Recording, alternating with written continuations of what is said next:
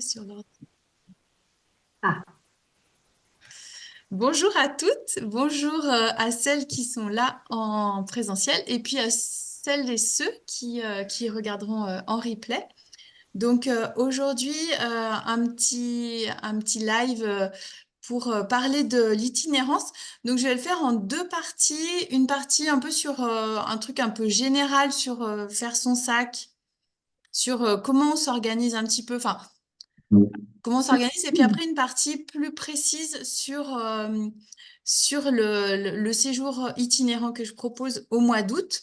Et là, j'ai déjà des questions, notamment des questions de Claire. Donc, je tâcherai de répondre à ça. Je vais vous présenter l'itinéraire, les refuges et tout ça. Je vais essayer de ne pas faire trop long. Et pour ça, je vais partager mon écran. Alors, attendez, tout à l'heure, j'ai trouvé comment ça marchait.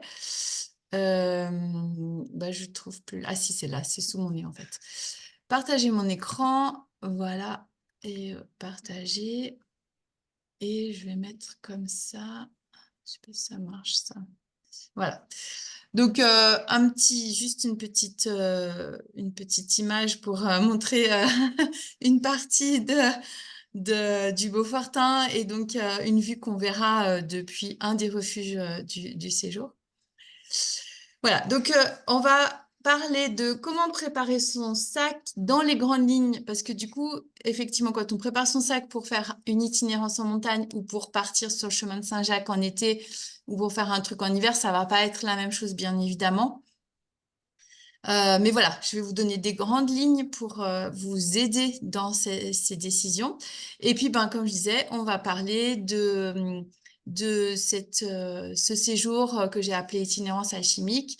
On va parler du parcours des refuges et puis du matériel que vous pourrez prendre pour ce séjour. Donc, pour faire son sac pour une itinérance, alors vous allez me dire c'est facile de dire ça, mais il n'y a pas de recette miracle. On va pas dire petit 1 prends ça, petit 2 prends ça. Mais comme je vous disais, on va s'adapter au lieu. Donc, est-ce que vous êtes en montagne? Est-ce que vous êtes en plaine? À la période, est-ce que c'est en été? Est-ce que c'est en hiver? Est-ce que c'est en automne? Donc, tout ça, ça va jouer sur les vêtements que vous allez prendre, par exemple. Est-ce que vous êtes tout seul ou est-ce que vous êtes en groupe, en famille? Donc, si vous avez vos enfants, évidemment, vous n'allez pas prendre tout à fait les mêmes choses. Et puis, si vous êtes en bivouac, en refuge ou en hôtel, c'est pareil aussi. Il va falloir réfléchir aussi à tout ça parce que, bah, évidemment, si vous êtes en bivouac, il faudra prendre un sac de couchage. Si vous êtes en hôtel, enfin en refuge, il faudra prendre au moins un petit sac de couchage ou un drap. Mais il n'y aura pas besoin du gros sac de couchage. Enfin, voilà. Et en hôtel, il n'y aura pas besoin non plus de prendre, par exemple, des serviettes de toilette. Voilà. Donc tout ça, ça va jouer sur ce que vous allez prendre. Parce que des hôtels, il y en a aussi en montagne. Quand on fait le tour du Mont Blanc, par exemple, on va souvent en hôtel.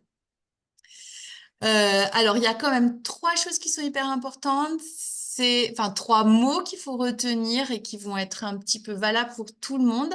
C'est la sobriété. Donc, ça va vous faire rigoler, mais on n'emmène pas son sèche-cheveux. C'est un peu caricatural, mais voilà, c'est pour dans des grands traits comme ça pour donner des idées. La sécurité, donc prendre des choses pour être en sécurité et le confort quand même en superflu. Donc sobriété, donc éliminer toutes les choses qui ne sont pas indispensables.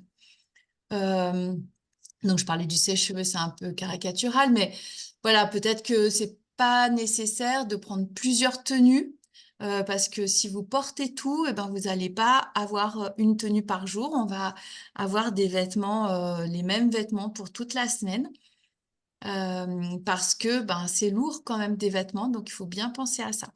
La sécurité, ça c'est important. Bien sûr que même si c'est lourd, on va prendre une tente, on va prendre un sac de couchage, on va prendre des vêtements de pluie, on va prendre, etc., en fonction de la météo annoncée et de là où on va.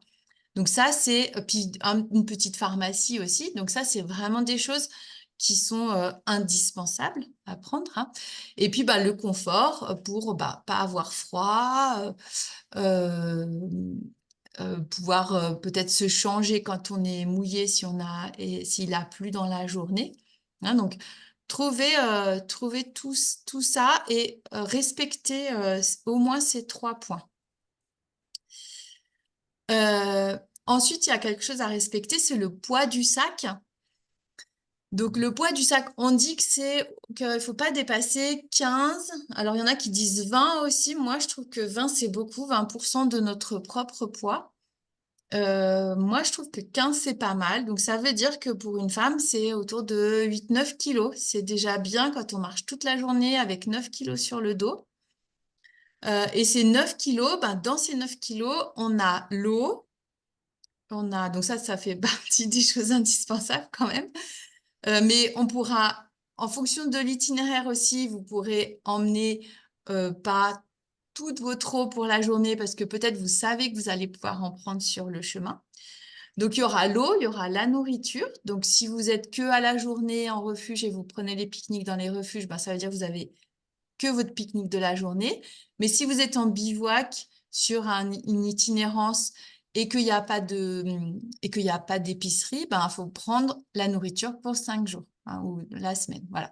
Donc ça va être donc forcément, quand on est en itinérance, on va être plus haut que ça. C'est difficile d'être, à moins qu'on ait que des choses lyophilisées, mais c'est difficile d'être à 9 kilos si on a et un gros sac de couchage et la nourriture pour une semaine entière. Voilà.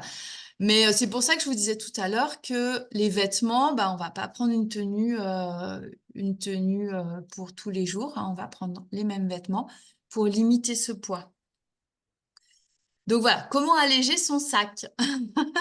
Donc, eh ben, on l'allège déjà en prenant des choses pas trop lourdes. Donc ça, c'est valable pour, par exemple, les tentes, les sacs de couchage. Par contre, souvent, ça veut dire que c'est plus cher.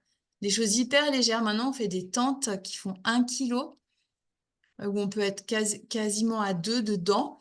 Ben, c'est très cher. Elles sont hyper chères. Donc voilà, peut-être faut trouver le juste milieu entre pas trop lourd et pas non plus trop cher. Après, le sac à dos, moi, je conseille de ne pas prendre un trop gros sac à dos. Déjà, en lui-même, le sac à dos, plus il est gros, plus il est lourd. Et ensuite, plus on a un gros sac à dos, plus on a envie d'y mettre des choses dedans. Si on a un sac à dos pas trop gros, ben, forcément, on va être aussi obligé de limiter ce qu'on met dedans. Et du coup, ça va limiter aussi le poids. Donc là, je donnais l'exemple pour 4-5 jours. Un sac de 40 litres, c'est pas mal, sauf si on est en bivouac et qu'on a une tente et un gros sac de couchage. Là, ça va commencer à être un peu limite. Il faudra peut-être plutôt tabler sur du 50 litres, voire un tout petit peu plus. Mais voilà, si on prend plus, si on prend plus gros, on prendra plus de choses dans le sac et le sac sera plus lourd, déjà vide. Hein. Ensuite, moi, ce que je conseille, c'est de peser tout ce qu'on prend. Parce que souvent, on se dit, oh, bah ça, c'est pas lourd. Effectivement, c'est pas lourd, ça fait peut-être 300 grammes.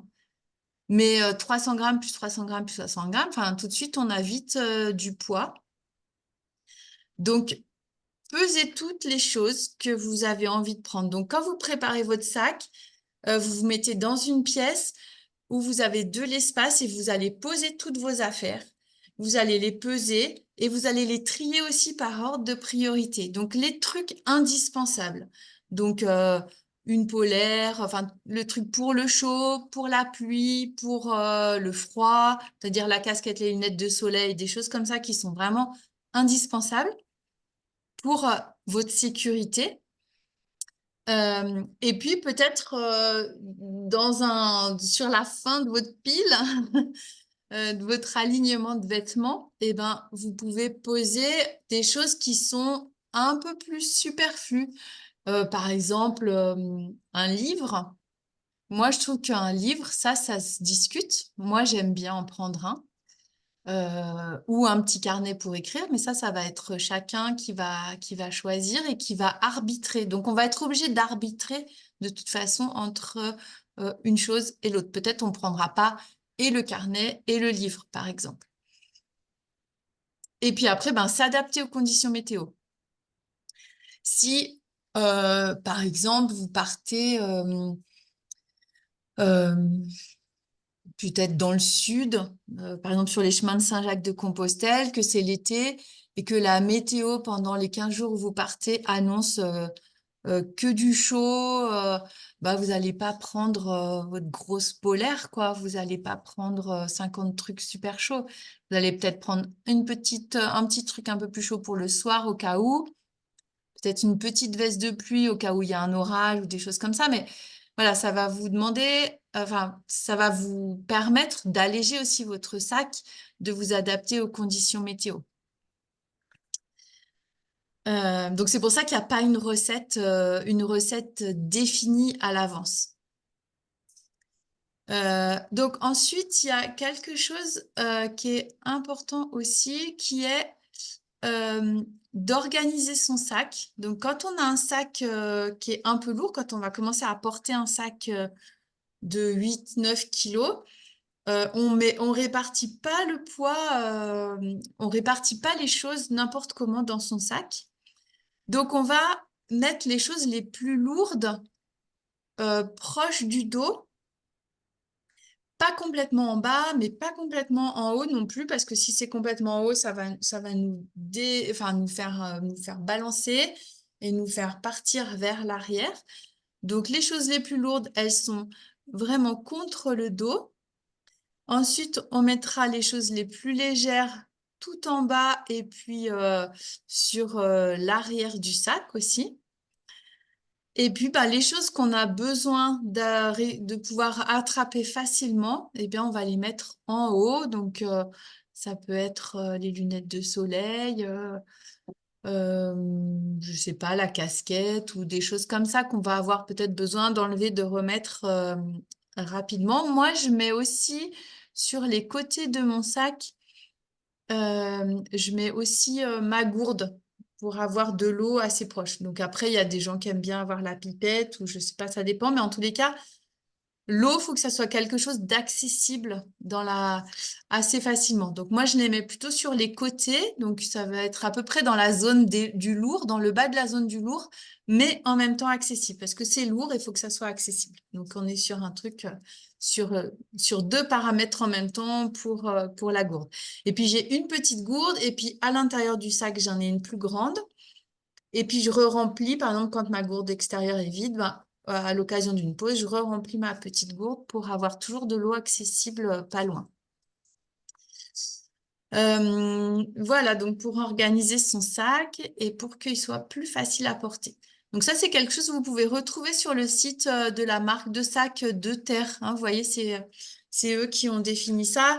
Ils ont aussi des images qui disent aussi une petite répartition un peu différente si on monte, si on descend. Mais bon, on ne refait pas le sac à chaque fois. Mais voilà, ça peut donner quand même aussi des billes si on fait que descendre ou que monter, par exemple, sur une journée. Alors, donc, pour notre parcours en lui-même, pour ce tour du Beaufortin, enfin, qui n'est pas tout à fait un tour du Beaufortin, justement, c'est un tour un peu plus court. Donc, on va parler du parcours, on va parler des refuges et puis du matériel. Donc, le parcours, donc ça, c'est la présentation du Beaufortin. Donc, là, le tour que vous voyez en noir, ça, c'est le tour classique, en fait, qui est défini dans les livres. Si vous achetez le topo guide Tour du Beaufortin, vous allez avoir ça. Donc, ils le définissent à peu près en 6 étapes. On peut le faire en 7, il y en a qui le font en 5. Enfin, ça dépend le rythme auquel on marche. Donc, nous, on va shunter. Est-ce que vous voyez ma souris? Ouais, c'est Mhm. bon. Donc nous, on va shunter toute cette partie-là, qui est le 6, le fameux départ, là aussi, qui est à Kej, le 1, et puis toute cette partie-là. Donc on enlève une grosse partie quand même. Et moi, je me centre sur cette partie ici, qui est un peu le cœur du Beaufortin, qui est la partie la plus haute, la plus sauvage aussi, et du coup, je trouve la plus belle, même si évidemment, il y a plein d'autres endroits qui sont hyper beaux, mais à un moment, il faut trancher. Il faut faire des choix. qui sont pas toujours évidents. Donc voilà, donc j'ai tranché comme ça. Et alors, pourquoi ça ne veut pas avancer? Voilà. Donc pour le premier jour, donc, on a rendez-vous à Beaufort. Et le premier jour, donc on prendra un taxi ou ma voiture suivant le nombre qu'on est. Et on viendra ici, ouais, ici, au départ, enfin au bord du lac, de Roseland. Et c'est là que démarrera notre randonnée. Et on fera un petit parcours puisqu'on a rendez-vous, alors j'ai plus en tête les horaires, mais genre à 13 heures, je crois, pour un départ. Donc on prendra le temps de vérifier les sacs, de peser les sacs aussi. Donc oui, quand on pèse son sac, il faut le peser avec l'eau. Et puis, bon, peut-être sans le pique-nique, mais se dire qu'on se laisse une petite marge de 500 grammes parce qu'il y aura le pique-nique du premier jour, enfin le pique-nique de chaque jour. Mais en tous les cas, c'est bien de le peser avec l'eau parce que l'eau, bah, on a tout de suite au moins 1,5 litre d'eau, donc ça fait tout de suite 1,5 kg de plus. Donc si vous pesez 8 kilos sans l'eau, et vous retrouvez à 9,5 kg, voire 10 avec le pique-nique et l'eau. Donc, ça commence à être trop. Donc, il faut que vous soyez un petit peu en dessous avec juste vos affaires. Mais ça, on prend le temps de le faire au départ, éventuellement de laisser des choses dans mon garage pour que, voilà, de refaire des choix ensemble en fonction de la météo, par exemple, hein. Donc, ce premier jour, c'est un 5 km, donc c'est pas un gros itinéraire, mais c'est un petit itinéraire hors sentier. Donc, du coup, on marche un petit peu moins vite que quand on est sur même s'il y a une sente quand même, hein, mais on marche un tout petit peu moins vite que sur un chemin plus roulant. Et donc, on a 300 mètres de dénivelé positif, 250 de négatif. Et on va donc on passe au bord de ce lac de barrage de la Gitase, là. Et on vient juste en amont du lac et du barrage pour dormir au refuge de la Gite. Donc après, je vous présenterai, il y aura juste une petite photo du refuge. Donc c'est un refuge qui est, voilà, comme tous, hein, qui sont assez sympas, chacun avec leurs particularités. Donc pour notre deuxième jour, alors bon, la carte, elle n'est pas hyper précise, hein, mais bon, on va pas non plus regarder en détail tous les itinéraires, c'est pas forcément le but, hein. Donc le deuxième jour, donc on part de ce refuge de la Gitase, qui est à peu près à 1600 mètres d'altitude. Et puis on monte dans le vallon au-dessus, le long de la rivière, là, ici. Et on passe le fameux passage qui est assez célèbre, qui s'appelle le chemin du curé. C'est un passage qui est creusé dans la roche. Et ensuite, on vient... alors, non, ma souris, elle s'arrête de temps en temps. Donc, on vient par ici et là, on rejoint ce passage-là. Et ensuite, on redescend jusqu'au refuge de Plan-Mia. Donc là, on a à peu près 9 km, 9-10 km. On a la possibilité de rallonger si on veut, hein, mais pour l'itinéraire de base, on a environ 9 km, 850 mètres de dénivelé positif et 660 de négatif. J'estime à 5h30. Alors évidemment que les temps de marche, c'est très aléatoire en fonction du groupe, en fonction des envies, en fonction des pauses qu'on va faire, etc. Enfin, du rythme de marche qu'on va faire. Et donc, cette journée-là, on peut la rallonger et du coup, si on la rallonge, là, on commence à taper dans les plus de 1000 mètres, 1200 mètres, quelque chose comme ça, avec la crête des Gîtes. Donc là, voilà. Ça, c'est des choses qu'on discutera au fur et à mesure des journées, tous ensemble, pour décider si on rallonge ou si on rallonge pas. Donc, le troisième jour, donc on part de Plan-Mia, qui est au-dessus du lac de Roseland, donc à peu près ici.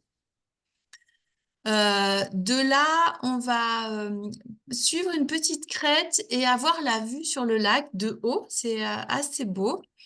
Et puis ensuite, on monte. Alors, voilà, souris se réactualise. Donc ensuite, on monte en direction de Trécole. On rejoint le chemin ici, Trécole.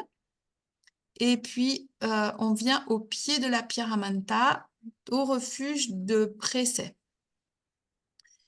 Donc, un très, très beau refuge. Donc là, 950 mètres de dénivelé positif, mais c'est un itinéraire qui se fait vraiment bien. Je trouve que le cheminement donne pas la sensation d'avoir fait autant de dénivelé que ça. Et puis, il y a un peu moins de dénivelé négatif. Donc, il y a 600 dénivelés négatifs. Pour le 4e jour, donc on part du refuge de Pressay. Donc, le refuge de Pressay, il est près d'un petit lac et on a la vue sur la Pierramanta. Donc, la première photo que vous avez vue tout à l'heure, c'est la vue qu'on a du refuge. C'est vraiment très beau cet endroit. Il y a souvent des bouquetins là-bas. On peut se balader autour du refuge. Et donc là, on part donc du refuge de Pressay, qui est à peu près ici. Et on vient suivre cet itinéraire-là. Et ensuite, on descend en direction du refuge de la Coire. Et là aussi, on a une possibilité de rajouter aussi l'ascension d'un sommet. Donc, si on n'a pas le sommet, on a 400 mètres de dénivelé positif. Peut-être qu'il y aura besoin ce jour-là d'avoir un itinéraire plus cool. On peut même aussi on peut le faire en aller-retour, ce sommet. Donc, certains le font, certains ne le font pas. Et puis, si on fait l'ascension du Mont Coin, on a 600 mètres de dénivelé positif et on a un peu plus de négatif pour redescendre au refuge de la Coire. Et puis, à partir de ce refuge de la Coire, eh ben, on reprend donc l'itinéraire. Donc, on a plusieurs itinéraires possibles. Soit on descend directement jusqu'au lac de Saint-Guérin, sur l'itinéraire bleu ici. Soit on remonte un petit peu, puis on prend des crêtes qui nous donnent une très belle vue à la fois sur le lac de Saint-Guérin et sur le lac de Roseland. Et on redescend soit au lac de Saint-Guérin, soit on continue toute la crête pour redescendre jusqu'à Arèche. Donc là, deux possibilités. Le 1500 mètres de dénivelé négatif, c'est si on descend jusqu'à Arèche, à pied. Si on descend à Saint-Guérin, bah, ça fait moins. Voilà, donc ça, c'est aussi ajustable. Et à partir de Saint-Guérin ou d'Arèche, et ben là, on a un bus qui nous ramènera à Beaufort. Voilà, donc la présentation des refuges. Donc le premier refuge qu'on aura, c'est celui-là, en haut à gauche, qui est le refuge de la Gitase. Donc le chemin dont je vous parlais, là, qui passe, il monte là, derrière, de ce côté-là du refuge, et ensuite il vient par derrière, il passe dans cette gorge-là, hein, pour aller derrière. Donc là, on voit pas la suite, hein, mais voilà. Donc c'est un refuge dans un vallon qui est vraiment un peu qui est très très beau. On a l'impression d'être dans un petit cocon un peu quand on est là-bas. Donc ça, c'est le premier. Le deuxième, ça va être celui-ci qui est en haut à droite, c'est le refuge de Plan-Mia. Donc c'est un refuge qui est petit, qui est un petit peu plus petit. Enfin, aussi, il doit avoir une capacité un peu moindre. Il doit y avoir 24 places, je crois. Voilà, qui est plus intimiste, qui est aussi dans un beau vallon, dans un bel alpage, au-dessus du lac de Roseland, mais au refuge, on n'a pas la vue sur le lac de Roseland. Il faut marcher un petit peu, une quinzaine de minutes pour avoir la vue sur le lac. En bas à gauche, c'est donc notre troisième nuit, le fameux refuge de Pressay. Donc, vous voyez le lac, le refuge moderne qui est très beau à l'intérieur comme à l'extérieur. Et puis, ben, la vue sur la Pierramanta. Donc là, c'est vraiment la carte postale. C'est vraiment le refuge carte postale. C'est là qu'on voit les bouquetins. Enfin, voilà, c'est un refuge qui est assez couru. Et celui-là, il a une trentaine de places avec des dortoirs de 6. Donc, tous les dortoirs sont égaux, alors que les autres, c'est des dortoirs, il y en a des petits, des plus grands, enfin voilà. Et puis le dernier, mince, le dernier refuge, c'est celui-là en bas, donc à droite. Le refuge de la Coire. Alors celui-là, il est petit. Il doit avoir une vingtaine de places aussi, pas plus. Et puis après, il y a une annexe. Donc, il peut y avoir des gens aussi à l'annexe qui viennent manger avec nous. Donc, un refuge qui est aussi beau. Enfin, ils sont tous beaux, hein, ils ont tous leurs particularités. Et, euh, et qui est tenu par... enfin, c'est un refuge communal, celui-là. Alors que les deux premiers sont des refuges privés. Le troisième est un refuge du CAF. D'ailleurs, si vous avez un abonnement, une carte, si vous êtes adhérent au Club Alpin Français, il faudra me le dire parce qu'il y a des réductions pour les nuitées. Et puis le dernier refuge, c'est un refuge communal d'une commune de Tarentaise. Parce que de l'autre côté, là, la vue qu'on a, les montagnes derrière, c'est des montagnes de la Tarentaise. Voilà, donc on en arrive un peu au matériel que je préconise pour ce séjour. Euh, donc, par rapport aux chaussures, donc là, tu avais des questions par rapport aux chaussures. Est-ce qu'on prend des chaussures montantes ou est-ce qu'on prend des chaussures basses? Donc, moi, là-dessus, j'ai pas comment dire, je vais pas vous obliger à prendre des chaussures montantes. Euh, Ça va dépendre de si vous êtes à l'aise ou pas avec des chaussures basses. Et surtout, moi, ce que je veux pas, c'est que vous ayez des chaussures neuves. Ça, c'est impossible, c'est rédhibitoire parce que des chaussures neuves, 5 jours de marche avec des chaussures neuves, c'est pas possible. Vous risquez d'avoir des ampoules. C'est pas non plus génial si c'est des chaussures qui ont 25 ans. Parce que ça, d'expérience, je peux vous dire que le premier jour, vous allez perdre votre semelle, surtout si vous les avez entreposées au chaud, parce que la chaleur, ça détruit en fait les colles qui sont utilisées pour coller les semelles. Et en général, les mousses, elles se détruisent. Et souvent, la première journée, quand c'est des chaussures trop vieilles, la première journée, on a les semelles qui se décollent. Alors, on a le comment ça s'appelle? Pour faire le strapping, là, ça, c'est très bien pour réparer les chaussures. Mais après, si on passe une semaine avec des chaussures comme ça, c'est quand même pas génial. Voilà, donc ça, on est tout le temps sur des chemins. Ce qui est peut-être pas mal, c'est quand même d'avoir des chaussures un peu étanches parce que s'il pleut, il peut y avoir un peu de boue, tout ça. C'est pas mal d'avoir des chaussures un peu étanches. Mais bon, c'est pas non plus obligatoire parce que si on a des chaussures étanches, quand elles sont mouillées, elles sont longues à sécher.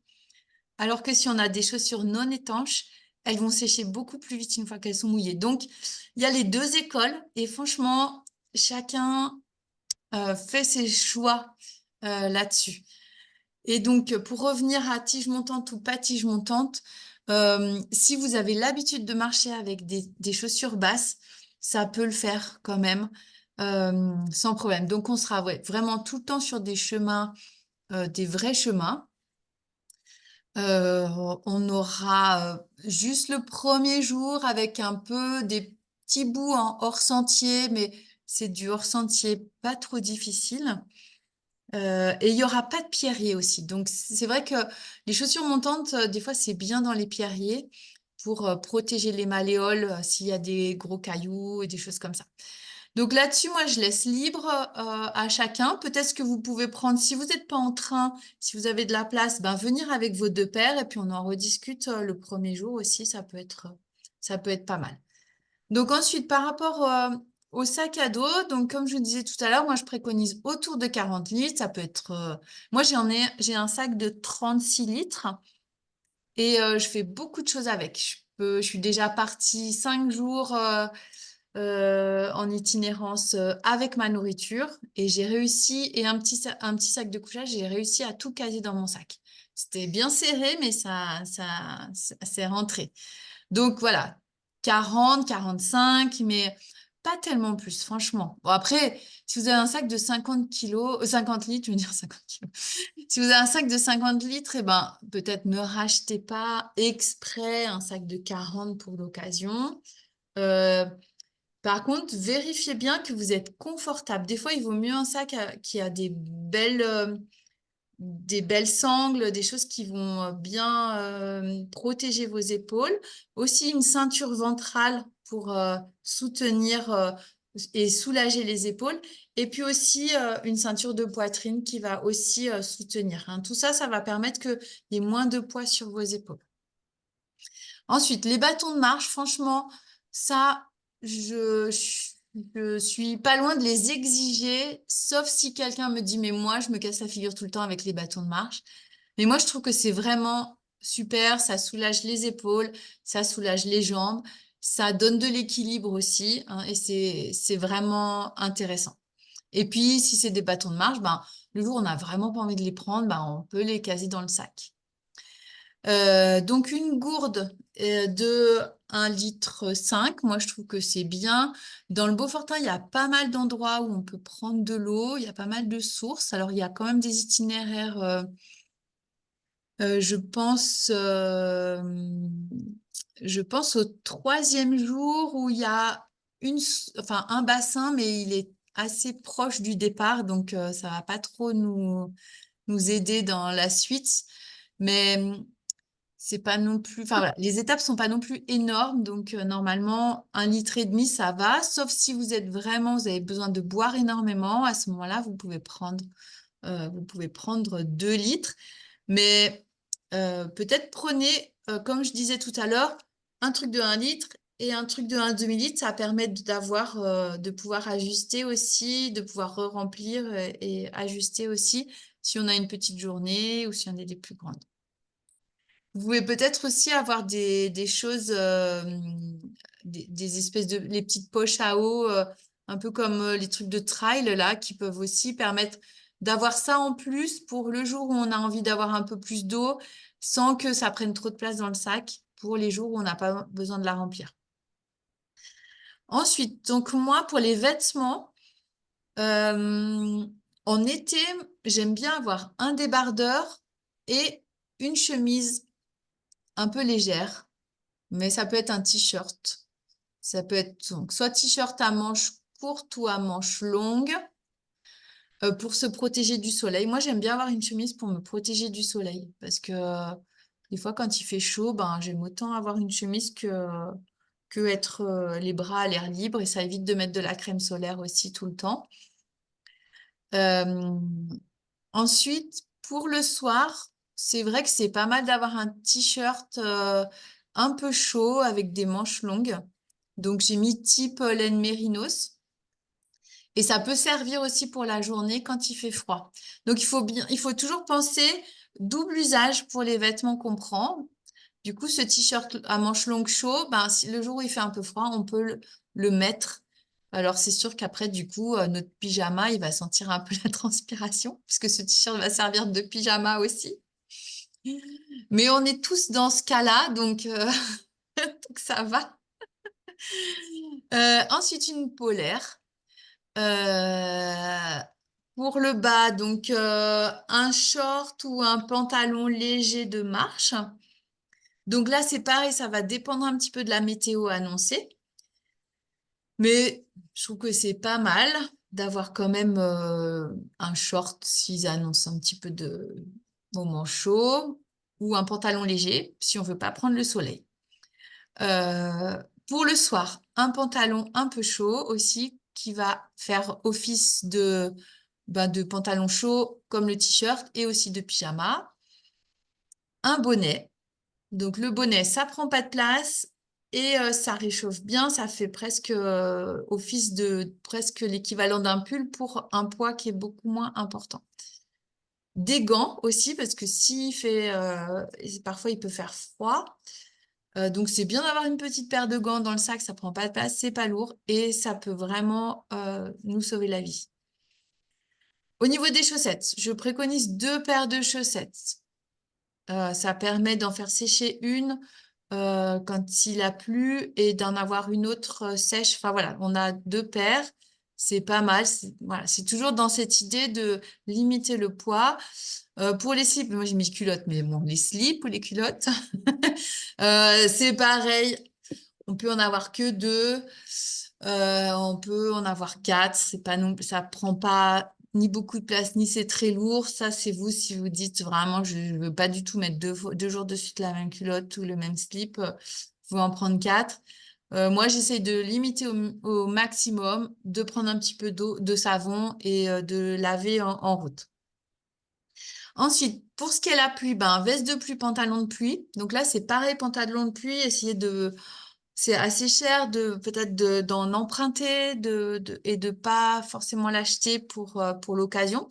Sauf si vous avez l'habitude d'aller marcher aussi en hiver, de faire de la raquette. Ça peut être aussi quelque chose que vous utilisez ensuite aussi pour la raquette. Euh, Après, pour la chaleur, le soleil, lunettes de soleil, chapeau ou casquette. Donc là, favoriser des choses légères aussi, qui peuvent se mettre facilement dans le sac sans que ça soit abîmé. Donc le chapeau de paille, c'est pas génialissime parce que ben on peut pas trop le mettre dans le sac. Et la casquette, c'est pas mal parce que s'il pleut, ça protège aussi de la pluie. Donc moi, j'aime bien la casquette pour ça. Ensuite, les affaires de toilette. Donc là, privilégier des toutes petites quantités. Maintenant, dans les magasins de sport, de randonnée, il y a plein de kits. Vous avez des mini dentifrices, des mini brosses à dents, les crèmes, les crèmes ou les savons. Prenez vraiment des toutes petites choses, des échantillons, limite coupez en deux vos savons ou coupez en plus hein, pour avoir vraiment des tout petits bouts et un savon qui va vous servir à la fois pour vous laver et peut-être laver votre linge aussi. Hein. Vous essayez de pas avoir des doublons, pas avoir un savon pour le linge, un savon pour la peau. Même il existe maintenant des savons qui font savon dentifrice qui font pour tout. Hein. Donc il y a des marques qui font ça. J'ai jamais testé, mais voilà, ça peut être l'occasion de tester. Pour dormir, donc là, j'ai pas mis la crème solaire avec les lunettes et le chapeau, mais il y a aussi la crème solaire. Donc pareil, essayez d'avoir des choses petites, pas lourdes, pas des grosses quantités. Le jour du départ, on peut aussi faire le point sur, bah moi j'ai un énorme tube, peut-être je le prends pour tout le monde, et puis si je prends le gros tube, bah, peut-être un autre prend le dentifrice, et puis on se prêtera aussi nos affaires hein, sur des choses comme ça. Ensuite, pour dormir, le drap sac, un drap sac léger, une tête d'oreiller. Donc, tous les refuges ont des couvertures ou des couettes. Donc, pas besoin de se trimballer son sac de couchage. Il faudra quand même que je vérifie pour le refuge de Pressay parce qu'à une époque, ils avaient enlevé les couvertures. Donc là, j'ai revérifié normalement, ils les ont remises. Donc, enfin, après, c'était pendant l'époque Covid, donc normalement, c'est tout revenu, mais à vérifier quand même. Ça, je vous préviendrai. Donc, c'est vrai que ça gagne du poids et du volume aussi entre le drap et le sac de couchage. Un petit peu de papier toilette parce que normalement, il y en a dans les refuges. Mais voilà, si vous avez besoin en cours de randonnée ou s'il n'y en a plus dans le refuge, c'est bien d'avoir un petit peu de papier toilette. Une petite trousse de secours avec des pansements. Je dis Doliprane, mais ça peut être voilà, ce que vous prenez peut-être quand vous avez des maux de tête, par exemple. Et puis pensez aussi au baume à lèvres parce que en montagne, l'air est sec et donc on a vite les lèvres très sèches. Et puis, ben, une lampe frontale. Ça, c'est un peu indispensable pour la vie en refuge. Un grand sac dans lequel vous allez mettre toutes vos affaires, qui sera ensuite dans le sac à dos, parce que si jamais il pleut, il faut que vos vêtements ils soient à l'abri de l'humidité, parce que les sacs à dos, ils sont peut-être un petit peu étanches pendant 1 heure, même si on a les choses pour couvrir le sac, c'est étanche, mais si jamais il pleut toute la journée, franchement, il n'y a pas grand-chose de complètement étanche à part le plastique. Donc, je vous conseille vraiment de prendre ça parce qu'il n'y a rien de pire que d'arriver le soir au refuge et de vouloir se changer et d'avoir son pyjama mouillé. Voilà, et puis des petits sacs plastiques, quelques petits sacs plastiques type Ziploc pour ranger votre téléphone portable, un peu d'argent, votre carte, oui, j'ai pas noté, mais carte vitale, des choses comme ça, tous vos papiers. Ça, faut que je le rajoute sur la liste à prendre, hein. Pensez à prendre votre carte vitale, pensez à prendre votre carte d'identité, tous vos papiers comme ça. Donc ça, vous pouvez les mettre dans une petite pochette, hein. Évitez de prendre votre gros portefeuille qui va peser lourd. Donc vraiment, réduisez au maximum votre poids. Ensuite, des couverts. Et puis une petite boîte, une boîte en plastique pour le pique-nique, parce qu'il y a pas mal de refuges maintenant qui proposent des salades pour le pique-nique et donc qui demandent à ce qu'on ait notre propre boîte.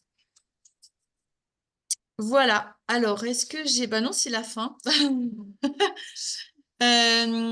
Donc, bah, si vous avez des questions... Alors, attendez, comment on fait déjà pour arrêter le partage de l'écran? Arrêter le partage, voilà. Voilà, bah, si vous avez des questions, s'il y a des choses auxquelles j'ai pas répondu, bah, je vous propose de prendre la parole, si vous voulez. Et puis, bah, ah oui. Oui, moi j'aimerais savoir ce que tu appelles une chemise technique. Oui, enfin, je dis chemise technique. Oui, j'avais mis chemise technique. Il y a des chemises de randonnée qui existent dans les magasins de sport. Mais moi, je marche pas forcément avec des chemises techniques. C'est des chemises normales, en fait. Mais privilégie la légèreté Hmm, pour ces chemises-là. Et c'est vrai que quand même, ces chemises techniques, elles sont solides. Parce qu'en fait, le frottement du sac à dos, ça va t'abîmer ta chemise. Si c'est une petite chemise que tu aimes bien, elle va vite se déchirer quand même ici ou au niveau des emmanchures. Donc, il y a des frottements qui font que bah, les chemises techniques, elles vont être à la fois légères et en même temps solides. d'accord. Voilà. Et j'ai une deuxième question sur la marque du sac. T'as une grande expérience en la matière. Qu'est-ce qui émerge? Alors, il y a plusieurs écoles. Tu as, t'as l'école des sacs solides, solides, très solides et lourds plutôt. Donc, les deux terres, par exemple, c'est des sacs que tu gardes toute ta vie. Euh, mais qui sont souvent un peu lourds, je trouve. Et moi, j'ai un sac Osprey. Euh, et alors, ça fait déjà un petit moment que j'ai mon dernier sac, je dirais, je saurais pas dire, mais ça doit bien faire 5 6 ans que je l'ai. Je je suis plus sûre à 100%, mais...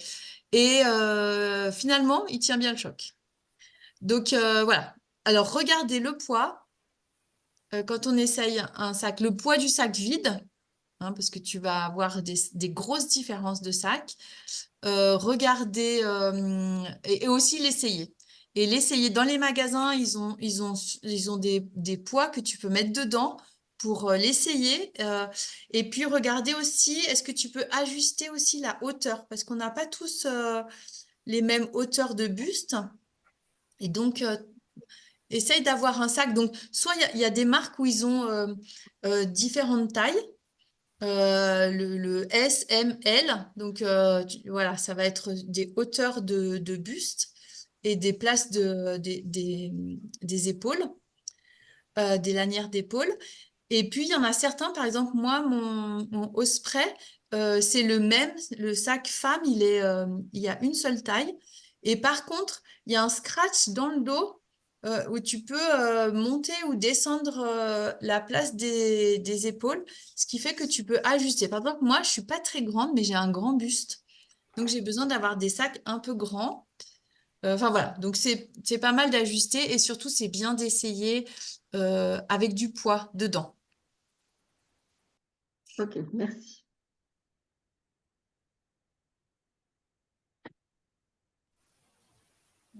J'avais une petite Ouais. question aussi. Tu disais pour ceux qui viennent en train ou en voiture, il y a de la place pour s'arrêter à Beaufort le temps du. Mm.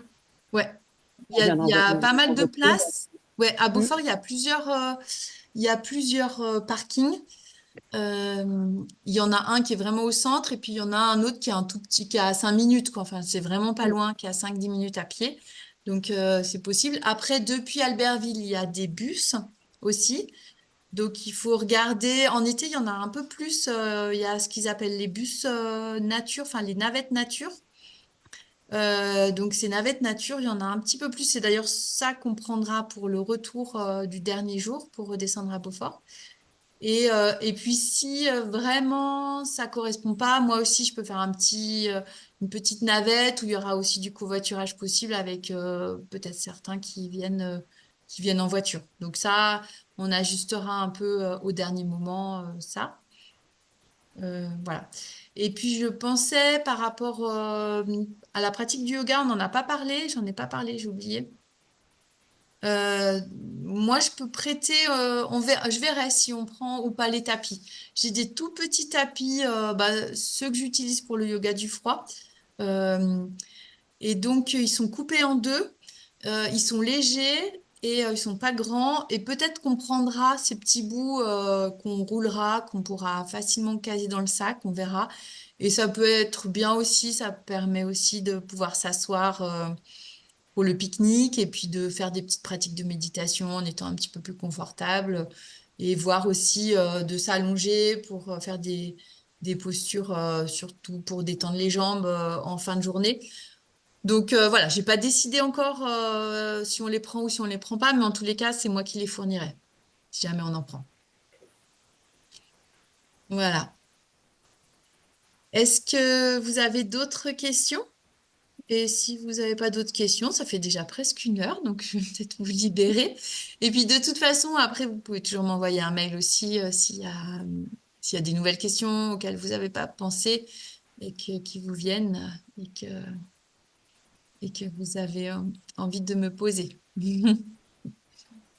Entendu.